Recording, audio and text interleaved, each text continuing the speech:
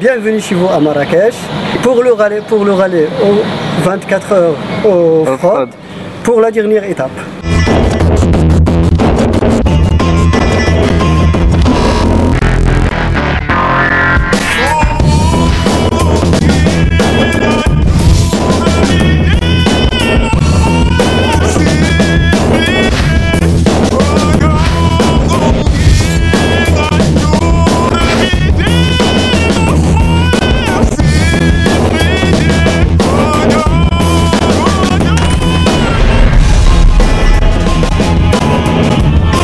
De retour à Marrakech, je vous propose de découvrir une des œuvres les plus mystérieuses du XXe siècle. Ouvrons ensemble les portes du Jardin Majorelle.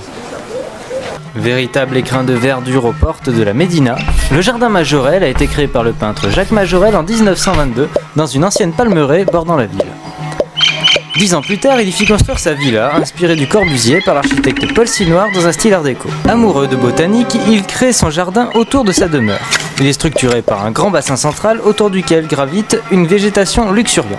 En 1937, il crée le bleu Majorelle, dont il peint les murs de sa villa. Il transforme ainsi son jardin en un tableau vivant qu'il ouvre au public. Le peintre disparaît en 1962. Le jardin laissé à l'abandon est racheté par Yves Saint Laurent et Pierre Berger en 1980. Il abrite aujourd'hui plus de 300 espèces de plantes différentes.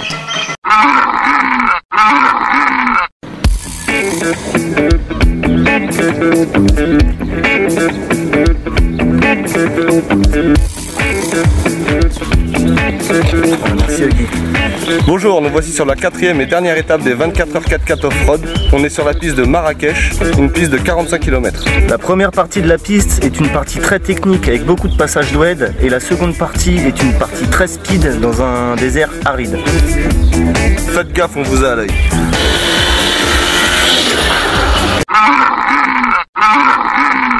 Avant le résumé de l'étape du jour, je vous propose une petite rétrospective des caméras embarquées pour revivre le rallye de l'intérieur.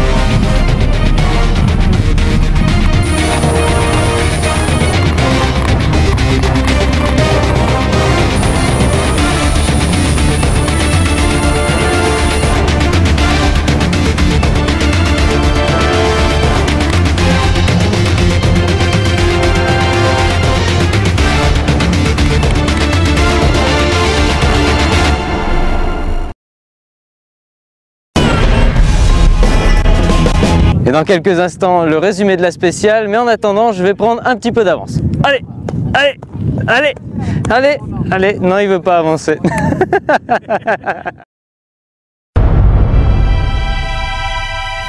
Vous pensiez avoir tout vu des paysages et autres contrées marocaines, détrompez-vous, changement de décor, bienvenue dans le désert d'Agafé, dernière ligne droite des 24 heures.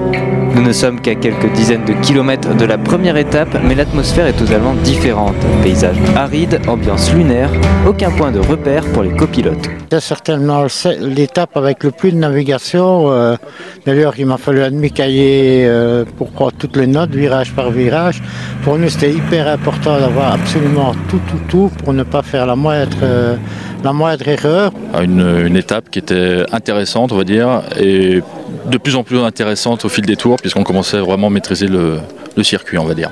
J'avais pas mal d'annotations style rallye sur goudron un peu, mais ma foi, on a essayé de les respecter et ça s'est pas mal passé. Oui, c'est sûr, dans le tour de reconnaissance, il y a énormément de prises de notes à avoir.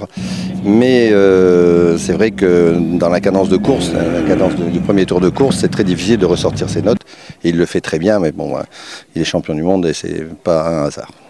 Le classement au bout des 3 premières étapes n'étant pas joué, tout va se décider lors de cette dernière manche. Les teams devront donc mettre tous les atouts de leur côté pour mener à bien les 24 heures et conquérir le titre.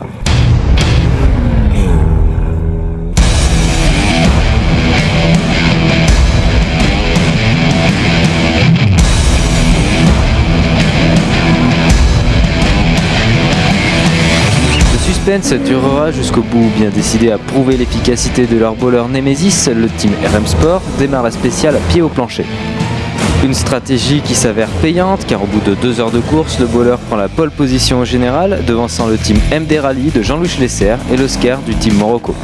Au début, on est parti dans l'espoir de doubler tout de suite parce que hier, on n'a pas fait la bonne stratégie. On s'est dit de rester prudent. Ça n'a pas payé du tout. Donc aujourd'hui, on s'est dit on attaque. On attaque, on double, il faut qu'on double tout de suite. Et après, c'est magnifique quand tu es devant et que tu as doublé tout le monde. C'est fabuleux parce que tu n'as pas de poussière. Et puis là, tu te fais plaisir. La spéciale, moi, me plaisait beaucoup. Donc j'ai roulé. J'aurais pu faire les 6 heures d'affilée s'il avait fallu. C'est vraiment un régal. Ils perdront malheureusement leur avance lors du dernier arrêt au stand, la faute au vérin hydraulique de la voiture qui immobilisera cette dernière 45 minutes sur le paddock. Ils termineront sur la 3e marche de cette édition. MD Rally et le Morocco Team choisissent de conforter leur place en assurant l'étape sans casser le véhicule. Ils formeront ainsi le duo de tête. Gagner, c'est une magnifique victoire, hein, et puis avec en plus des copains. Le mécano, c'est pareil, notre attaché de presse qui était fantastique. Il nous rabattait toutes les bonnes informations. Ah, t'es surpris là, bon. Et puis mettre une bonne ambiance. Et puis je dois dire que Jean-Louis, enfin pas moi, hein. Ouais, l'autre, et son équipe, c'est vraiment des gens extraordinaires. Je veux dire, à tous les niveaux, la bouffe, la convivialité. C'est comme ça que j'aime les courses. Moi, il ne faut pas se prendre la tête. A noter la performance de Jean-Jacques Radley qui terminera second du rallye avec un véhicule qu'il n'avait jamais eu entre ses mains. Cette étape, oui, une étape, en fait, on était 2e hier, à 30 minutes, je pense, de Jean-Louis Schlesser. Donc, je pense qu'il fallait tout simplement rouler. Pour une première épreuve, finir 2e au général, ben, je crois qu'on ne pouvait pas rêver mieux. On s'était dit, voilà, si on arrive 6e ou 7e, c'est pas mal. Et voilà, beau cadeau. Autre belle performance, Jean-Antoine Sabatier avec son Predator qui termine 3e de l'étape, ainsi que Jean-Pierre Arnal et Marc Ascola venus défendre leur titre. Ils se battront jusqu'au bout contre le Pajero numéro 7 qui ne lâchera rien. À l'issue des 24 heures, le team Évasion Verte repart avec sa seconde victoire de suite des 24 heures en catégorie T2. Le classement général de cette édition verra donc le couronnement de Jean-Louis Schlesser à bord de son buggy MD Rally, suivi de l'Oscar de Jean-Jacques Radley et du bowler de MD Sport.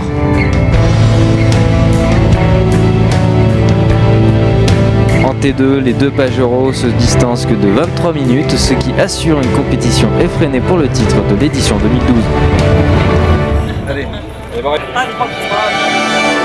Pour les officiels, cette édition est un véritable succès et déjà de belles promesses se profilent pour l'année prochaine. Je pense que l'ensemble des participants sont ravis, contents du concept une fois de plus, du choix qu'on a fait des parcours qu'ils ont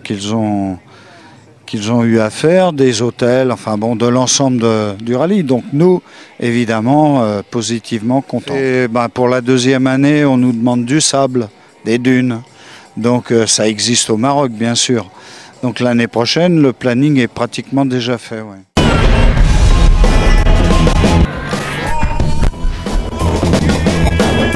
Les 24 heures Off-Road Maroc sont maintenant terminées, fini la compétition, place à la détente. On remercie l'organisation, tous les locaux pour leur aide, ainsi que tous les sponsors.